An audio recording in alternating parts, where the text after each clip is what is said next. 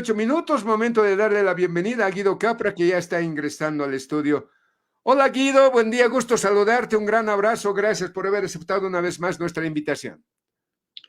Muchas gracias, Nico, por la invitación y dar un saludar a toda la gente que está escuchándonos y que nos está viendo en este importante espacio. Guido, como el trabajo de nosotros es informar, ver el panorama nacional, el panorama internacional, llevar informaciones que puede interesar a nuestros oyentes, ustedes como economistas de seguro también están analizando permanentemente la situación económica, el comportamiento, la macroeconomía, como al igual que la microeconomía. Y hablando de la microeconomía, yo decía, antes de que tú ingresaras, esta mañana el pan de batalla, ya no el pan de batalla, el pan especial, la sarnita, tenía un peso de 48 gramos, cuando se dice que el pan de batalla debería estar por los 72 gramos. ¿Cómo estás viendo la economía del país, querido Guido? Es muy apropiado dividir el análisis en la parte macro y en la parte micro, como lo has mencionado, Nico. Y cuando hablamos de la parte micro, hablamos de la empresa, hablamos de la familia, hablamos de las personas.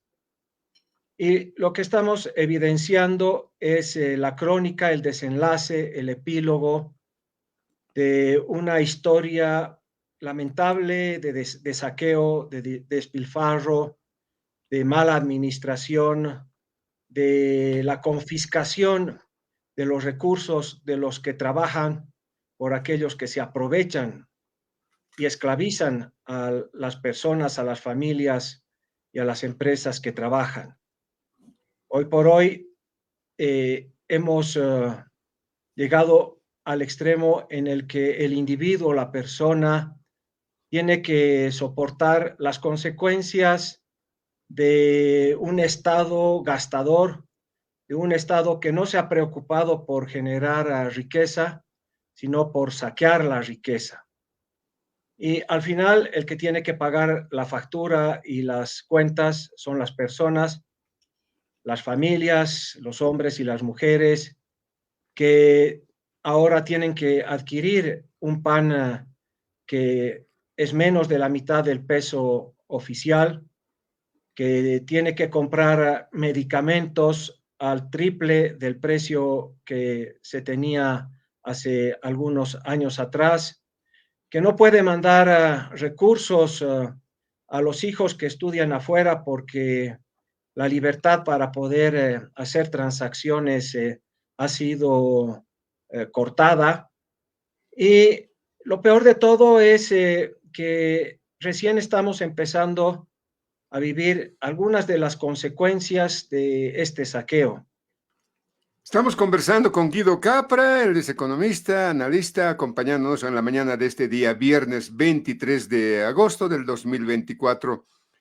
Guido, ahora el gobierno ha estado, no sé, haciendo experimentos de una y otra forma para tratar, seguramente, estimo yo, ¿no?, de paliar, de solucionar la situación económica, que es el tema central, el tema de fondo de esta coyuntura política y económica que vive el país. En ese marco se ha estado reuniendo con los empresarios privados, han estado haciendo algunos lineamientos que supuestamente reencaminarían la economía del país, la falta de dólares, la falta de carburantes y todo aquello. Y en esa desesperación de cómo mejorar la situación, el presidente se ha lanzado con un referéndum que tendría que realizarse el 1 de diciembre. ¿Tú crees que esto es la solución a la situación económica que atraviesa el país? El excesivo gasto de un aparato hipertrofiado que se lo financia con los recursos de los demás. ¿Y qué son los recursos de los demás? Son los recursos que genera el individuo, la persona, el empresario, el emprendedor. Parte del financiamiento del gasto viene de ese sector que trabaja, que se levanta temprano, que tiene que mejorar su producto y la calidad de su producto para poder acomodarlo en el mercado, para poder acomodar una mesa, para poder acomodar un programa, para poder acomodar una capacitación o un programa de información. Es esa riqueza que se la apropia el Estado a través de los impuestos que financia parte del gasto. Pero por otro lado, ese Estado hipertrofiado, ese gasto improductivo, se lo ha financiado con las reservas internacionales netas. Y hoy no tenemos reservas internacionales netas porque se las han vendido y sin ningún resultado, porque no hemos logrado el equilibrio que se pretendía. Hoy por hoy las joyas de la abuela ya no existen, pero lo peor de todo es que no solo no existen, sino el valor que hemos perdido por haberlas vendido de una manera desesperada. Pero por otro lado, hemos financiado ese gasto con deuda externa. La deuda externa de Bolivia es 5 a 6 veces superior o más grande de lo que era el 2006. El 2006 la deuda externa era de alrededor de 2.500 millones de dólares. Ahora supera los 14.000 millones de dólares, pero se ha financiado con deuda interna, es decir, aquella deuda que adquiere el Estado de las mismas instituciones de Bolivia, del Estado, del Banco Central, de las gestoras, de la gestora de los recursos para la jubilación. El año 2006, la deuda interna era de 23.000 millones de bolivianos, alrededor de 4.000 millones de dólares, y hoy por hoy esa deuda supera los 180.000 millones de bolivianos, es decir, supera los 25.000 millones de dólares. ¿Qué se ha logrado con todo esto? Lo único que se ha logrado es empobrecer este pobre país. Es como que una persona que ha empezado este camino hace años atrás, hace 18 años atrás, tenía salud, tenía recursos, tenía perspectiva y hoy por hoy es una persona que no tiene absolutamente nada y está con un cáncer terminal por el maltrato, por el abuso al que ha sido sometida esta persona. Y en parte es culpa de los bolivianos, en gran parte es culpa de los bolivianos que hemos confiado en un imaginario, pero nos hemos dado cuenta que nos han engañado. Y hoy por hoy todos tendremos que pagar la factura. Y va a ser una factura muy, muy cara y de muy largo plazo. Y ahora lo paradójico, Guido, es que escuchamos al presidente, ¿no? Yo estoy sorprendido, seguramente también mucha gente, como el presidente Luis Arce Catacora, que fue ministro de Economía de Evo Morales Ayma, y sabían lo que estaba pasando con el tema del gas, no hicieron lo que tendrían que hacer. Ahora Luis Arce Catacora se lava las manos y le echa el muerto a Evo Morales Ayma, ¿no? Y dice que en el tema del gas no hicieron lo que tendrían que haber hecho, ¿no? En su tiempo, solo se dedicaron a extraer los pozos existentes sin realizar inversiones para nuevos descubrimientos de campo, todo aquello. ¿Cómo recogemos estas declaraciones de Luis Arce, querido Guido? Sí, en economía hay varias corrientes, pero hay dos corrientes que son las más estudiadas.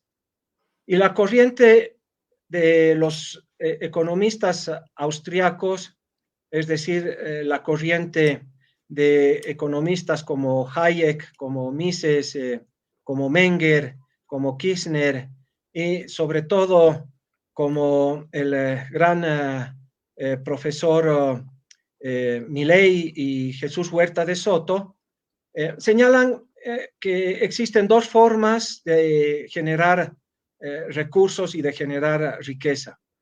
Una forma es a través de la producción, de la generación de riqueza, de la creación, de llevar a cabo la función empresarial. Y esa forma de generar riqueza se conoce como el modelo económico de generar riqueza, y otra denominada es el modelo político. El modelo político lo que hace es apropiarse de todas las formas posibles de los agentes y de los actores que generan riqueza para utilizarla en provecho propio. Es una fuerza de ocupación que existe, vive y crece mientras tiene la capacidad de extraer recursos de aquellos pobres que los vamos a llamar esclavos. Entonces, en este modelo que se lo ha aplicado en Nicaragua y se lo aplica en Nicaragua, en Cuba, en Venezuela, en Bolivia y se lo aplicaba también en otros países como la Argentina, hay una casta, hay un grupo que engorda, que se fortalece gracias a la actividad productiva de los que tienen que trabajar. Pero eso llega a un extremo y hemos llegado a ese extremo en el cual han saqueado y han agotado todo aquello que podían agotar. Y por eso la crisis ha explotado y nosotros hemos mencionado varios años atrás que esto iba a suceder. Es un modelo que lo único que genera es pobreza, lo único que genera es desesperación y lo único que genera es endeudar a las futuras generaciones con mayores obligaciones. Eso es lo que quiere hacer ahora el gobierno, quiere seguir endeudando, no a Bolivia, quiere seguir endeudando y cargando obligaciones a las personas que ahora están en edad escolar, porque si se consiguen, si se logran financiamiento de afuera para gastarlos ahora, esos recursos, la deuda, el capital y los intereses los tiene que pagar aquellas personas que hoy en día están en edad escolar. Se Es dice terrible. que se dice que un país con déficit fiscal difícilmente puede ir creciendo y aspirando a mejorar su situación económica. ¿Cómo está nuestro déficit fiscal, querido Guido? Bueno, el déficit fiscal se lo ha financiado agotando reservas, se lo ha financiado endeudando externamente a los bolivianos e internamente. Y hoy por hoy ya no existe financiamiento posible para cubrir esa obligación, salvo la emisión monetaria que ya están aplicando. Y por eso también existe una inflación muy clara y que todo el mundo la percibe, la inflación, el crecimiento de los precios, o en otras palabras, la pérdida del poder adquisitivo de tus ingresos. Es decir, cada vez nos quitan dinero, nos roban dinero porque hay inflación a causa de mal financiamiento, de la indisciplina en la cual se han manejado los recursos, entre comillas, de un Estado que en realidad debe desaparecer, tiene que desaparecer el Estado, tiene que decrecer a la mínima expresión para poder resolver el problema fiscal.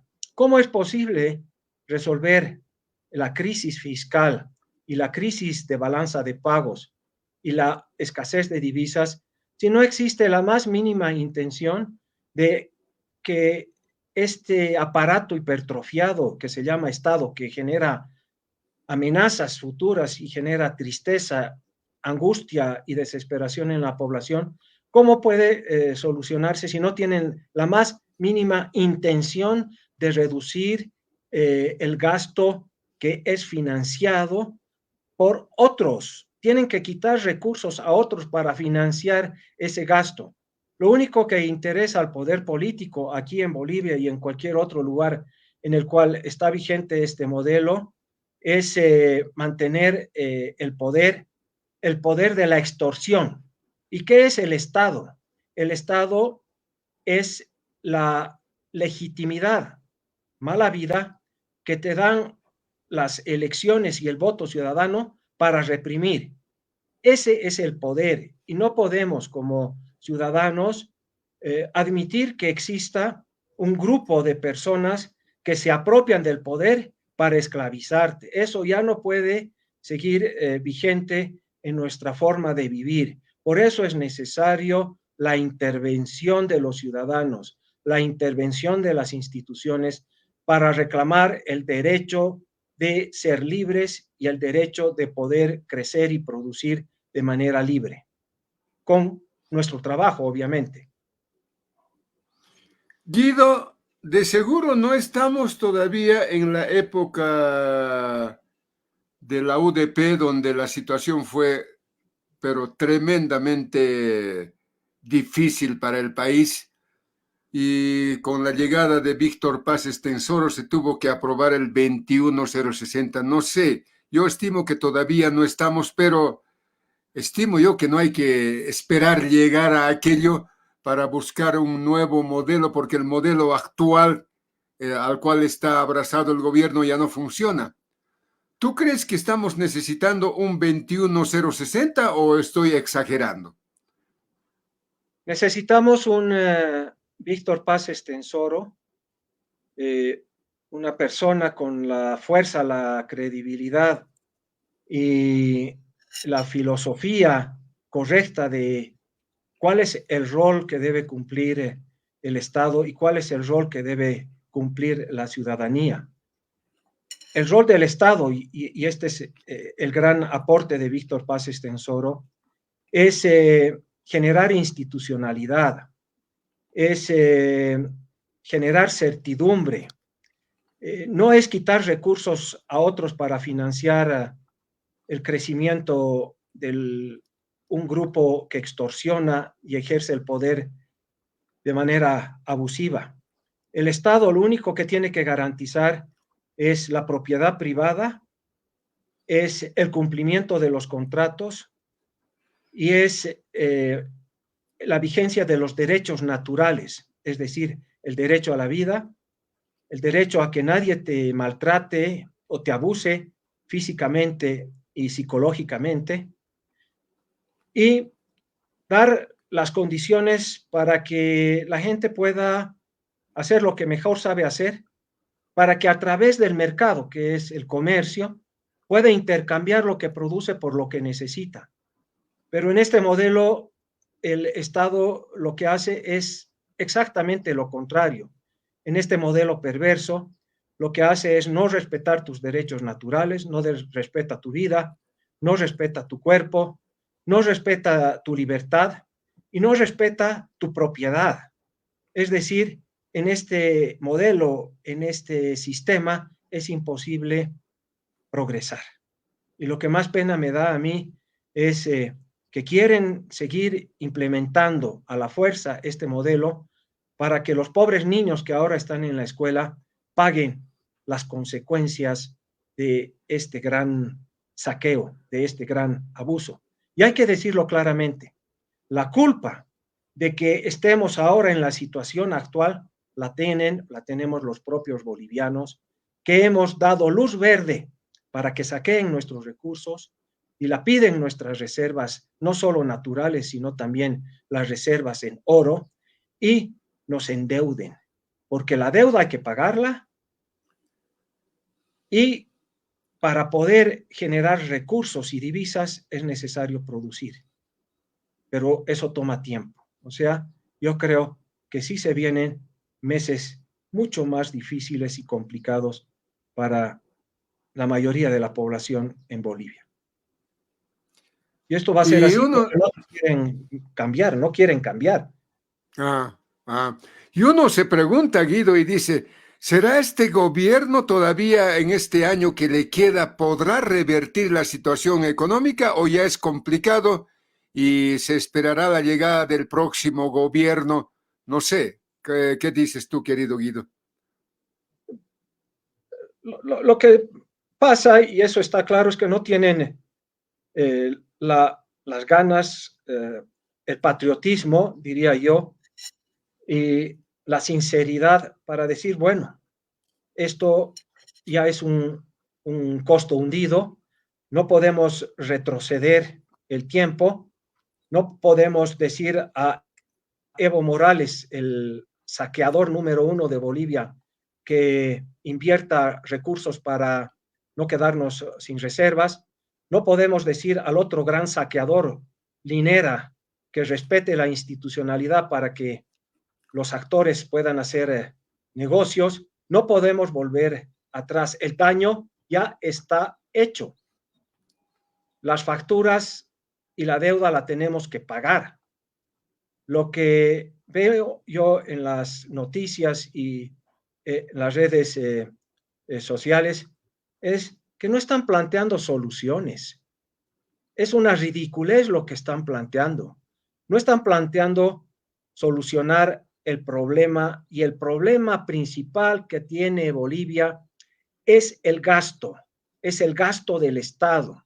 Y el gasto del Estado representa deuda interna, representa más deuda externa, es decir, representa una obligación de inmoral para con los niños y los adolescentes, pero también ese Estado representa quitar recursos a aquellos que generan recursos de la manera más abusiva posible.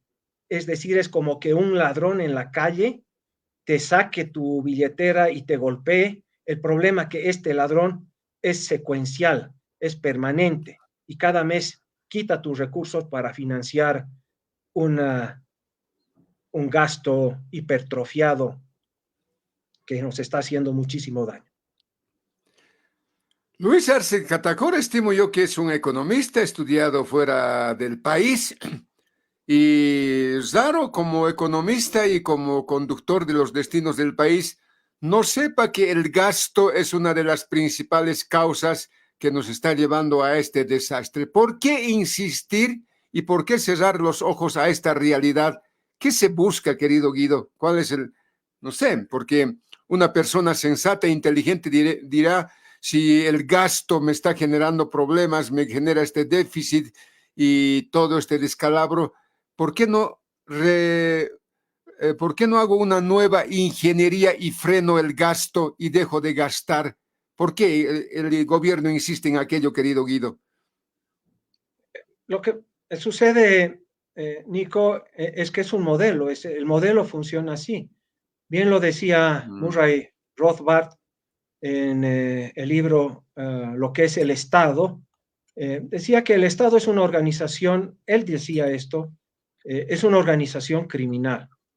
Y el rol del Estado es organizar grupos para saquear un espacio territorial, y cuando ya se logra el saqueo total es el único momento en el cual puede abrirse las puertas de la libertad.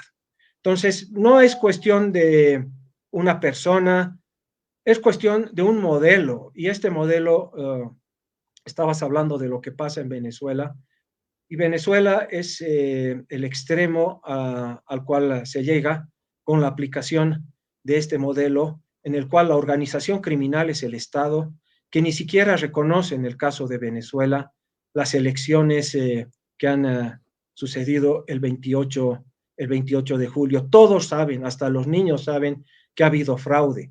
Pero este modelo que lo nombra Rothbard como la hegemonía del Estado, lo único que les importa es seguir manteniendo el poder para poder expropiar, para poder imponer a los demás y lograr mantenerse en el poder. Entonces, aquí no hay ingenuidad.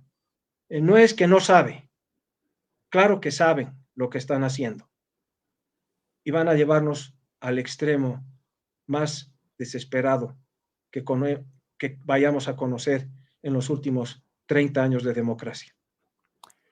Quién sabe, lo que Guido Capra dice es correcto, porque un modelo con gran dosis ideológico, yo creo que ese es el tema, ¿no? Una economía con gran dosis ideológica que quiere, bueno, encaramarse en el poder por más mal que estén los países, pero ellos quieren seguir gobernando.